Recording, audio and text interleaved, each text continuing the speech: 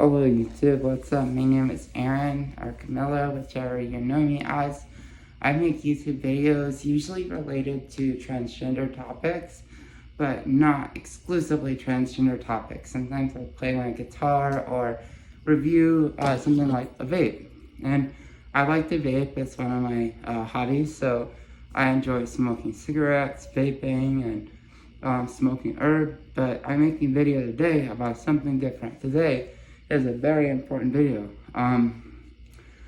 Basically, I'm going to be speaking today on the signs that I was transgender and how did I realize that I was a transgender woman.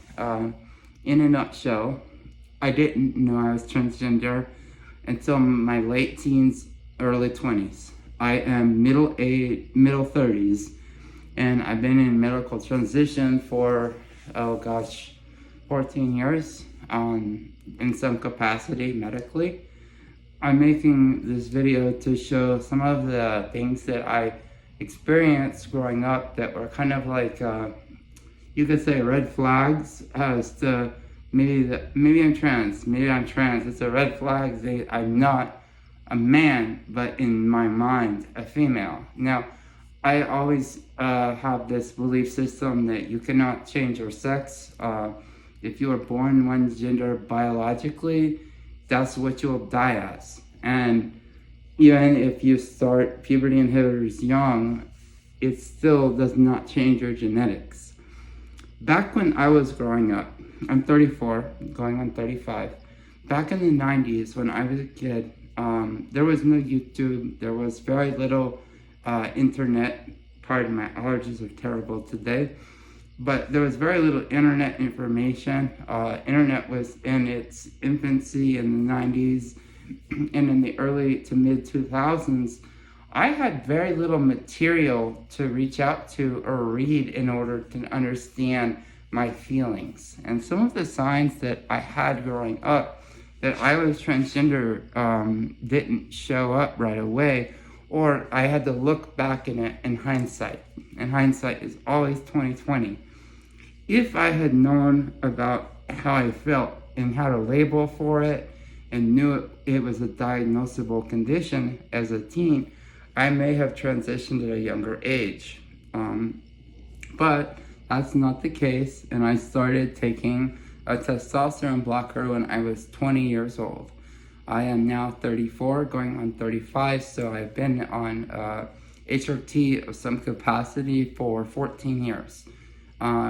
This year, I just celebrated my 14th anniversary, and I have been taking estradiol valerate for almost 13 years. What I speak about is red flags or, hey, this is a sign that I was trans, and looking back at it, I'll tell you why. I don't think that it really truly started, until high school rather, but it started in second grade. There was a girl, I'll just say her name was Lauren, and she was blonde, she was cute, pretty, to my little 7-year-old self. But what I noticed about her is that she got to wear the girls' uniform to my school, and she got to wear girls' shoes, and I always loved the pair of shoes that she had. I thought they were so cute, and I wish that I could have worn stuff like that. I can still see her in her outfit in those shoes here 20-something years later, 27 years later or something. Looking back at it, there was a lot of signs that I would have been better if I was born female, but I was born male. And in a nutshell, that was my first red flag. I apologize, my house just got painted and I had the worst allergies to latex. But anyhow, I'm filming in my garage for that reason, and I'm staying in a hotel because this paint really bothers my breathing. But I'm making this video today because I saw someone else make a video on something similar, and I figured I would make this just to state mine. Because of lack of things like YouTube, and YouTube did not come out until I was 15 years of age. And there was very little content at that time related to transgender stuff. In fact, I'll be honest, I didn't even know what transgender was. until I was about 19 years of age. I remember that I came out to my mother, not knowing what I was, but I told my mother when I was 12. I told her this.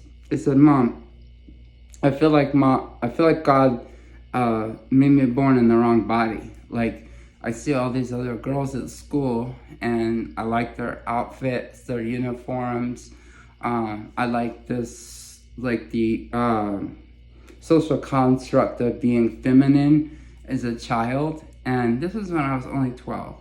I told her that I feel like God made a mistake and that I should have been born female. God does not make mistakes. God made me who I am, and I did what I did with my body. I did this because I had no other option. I have very bad gender dysphoria. But basically, it wasn't until I was about 19 that I realized you could truly medically transition. Like, there was light at the end of the tunnel. I remember I was in college reading, and I was taking a sociology class. I was 19 at the time, and we talked about social construct of male and female in other countries, and it got me thinking a lot. And I did doing some research, and by the time I was 19, there were transgender topics on YouTube. This was era 2009, 2010. 2010 is when I started testosterone blockers when I was 20. I did not tell my family that I was taking testosterone blockers initially, but coming out was relatively easy overall. So at 22, I started taking estradiol valerate, and I was doing estradiol from then till now, and I take it every 7 days. But some of the things that I realized growing up basically were that I preferred girls' clothes. Like I mentioned Lauren's uniform a minute ago. I always found women's clothing to be a lot more options. I felt like men's clothing, there was so few options compared to women's clothing, which were so pretty, and you can layer them, and you can really make beautiful outfits out of girls' clothes. Now, I realize gender is a whole lot more than just wearing clothes and having long hair. It is a frame of mind. It is the way that you live in society. It is a lot of things, really. And for me, realizing I made friends with girls, especially once puberty hit and I was in high school, I found making friends with girls to be much easier to talk to them than it was with guys. I always felt socially awkward around guys, and I had more female friends. Definitely a lot more female friends. I sat at lunch with women at lunch when I was in high school. I always sat with other girls, even though I was not living as one at that time. I just got along with women and girls in general. I felt like that I was born in the wrong body, and even though I came out to my mom, I didn't know that the word transgender was a thing. I thought that I was the only person in the world born with the feeling that I was born in the wrong body. And it wasn't until I was 20 years old that I saw a therapist that told me, Aaron, you can be a girl. At least you can look like one a lot. And I started going to this therapist who was very gender-friendly and experienced in treating transgender patients. So I ended up becoming on a waiting list with a gynecologist in South Florida.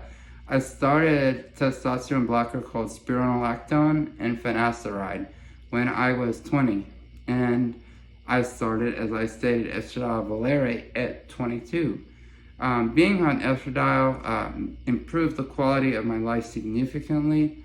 What I will say is that the signs were basically this. I got along with women and related with them a lot more than I related with males. I struggled to maintain male friendships, like male-to-male friendship. Like me as a guy, a teenager, making friends with other guys. I had 2 male friends that I had maintained friendship in some capacity my whole life. One of my BFF growing up was named Josh, and he's like a brother to me.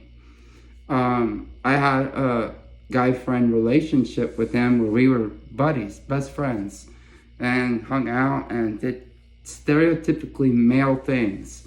A lot of things I did growing up were stereotypically male because I did not know any different. I always had that thought in the back of my head, though, if God made me born a girl, my life would feel more fulfilled. I would feel happier. I would feel more myself because my identity has always been female. And this is what really stood out to my therapist that had him suggesting me seek gender-affirming therapy. Back then, we just called it, sex change therapy, gender transition therapy. They were just starting to use the term transgender. It used to be transsexual. I remember back when the DSM-4 had gender identity disorder. Now in DSM-5, it's called gender dysphoria. It's an incongruency of your brain and your body. So my brain, I feel like I was born with a female brain, but a male's body. And what I went through was basically the closest I can come to being a female without being born one. And that's where I'm at now in my life. But I will say one of the really important thing that stood out to me growing up, beyond the clothes, beyond the friends, and beyond everything, and I'm going to try to think how to put this. How should I state this to make it make sense? I guess I felt envious of other women because they got to have the childhood that I never had. And because I came out at 12 of my feelings, not knowing what it was, at a very young age, I noticed that I felt wrong body. It was taking me a long time to realize that maybe I was born in the wrong body. But I would play, most of my cousins were female. I played with them as a child as if I was a girl, more or less. There were so many things that I did that stood out to me, making me feel more female. And one of the things was that everyone in school thought I was gay. And I went to a lot of different schools because back in the early to mid 2000s, being gay was something you were bullied over. And I had a very effeminate body mannerisms, like body language. Also, a lot of people just thought I was gay, and I was not gay. I'm bisexual, and I've always been. But it took me a long time to accept my attraction to men, because being bisexual, I always thought girls were pretty, and by the time I hit puberty, I realized that men are handsome. And I know gender identity and sexual orientation are two completely different things. But realizing that I was attracted to men and wanting to be a female in my brain, in my daydreaming, in my hopes, and all of my aspirations, when I found out that that was a possibility for me, I felt like that life had hope again. I felt like life possibly could work out for me. I felt like that I would not unalive myself because I was fucked over in this body, essentially. That's how I feel. I was screwed out of a childhood. I feel like I had no childhood because I was born in the wrong body. There were so many things that made me feel gender dysphoria growing up that was so hard. The main thing was my hair. And I struggled from middle school onward. I went to private Christian school. And in private Christian school, we have dress code for male and female. And for boys, we had to have our hair above our ears rather. So like basically hair above this height. And that was hard for me. I was constantly going to detention and being told by my dean that I have to leave and come back with a haircut. Well, that meant I left the school eventually because wearing short hair was so painful to me that I ended up transferring to school that let me have it slightly longer. I would go to that school for a year and then I transferred after I was getting my hair too long. I constantly wanted my hair to grow longer until I ended up in an alternative high school for 11th and 12th grade where I grew my hair long. For the first time, I could truly have the freedom to have longer hair. I remember I started straightening my hair when I was 13. Back then, hair straighteners were really expensive in 2003. Now you can get a cheap hair straightener for under $100. Back then, they were several $100s. I started straightening my hair when I was 13. My daddy had taken me to a hair salon in Palm Beach Gardens Mall, and the lady showed me a hair straightener because I told her, I wish I had straight hair. I have very wavy hair naturally. And she straightened my hair. The very next day, I had my daddy asking him, please let me buy a hair straightener, buy me one. And so he bought me a hair straightener. I straightening my hair. I started at 13 and I still straighten my hair to this day, almost every day. Pardon me. These are some of the things that I felt growing up. I know that this is just kind of a long rant, 15 or 16 minute rant, but I'm trying to touch topics and touch the head of topics that I felt. And there are so many aspects of this feeling. Making this video is very hard. I apologize for the lack of organization in this video, but I'm making this to just show that if I had been born 10 years later, if I had been born in 2000 instead of 1990, I probably would have transitioned much younger. But that's neither here nor there, and hindsight is 2020. If you have any questions or would like to comment, please feel free to comment below. I'm happy to respond to your messages or your comments. I don't give medical advice, but I just sharing my experience with all of my fans. And thank you so much for watching this video. If you made it this far, give me a thumbs up and comment. It helps my algorithm. If you have any questions outside of that, feel free to reach out to me. And I'm always here for you if you have some questions about transgender related topics. I will say I don't really know a whole lot about female to male transgender topic.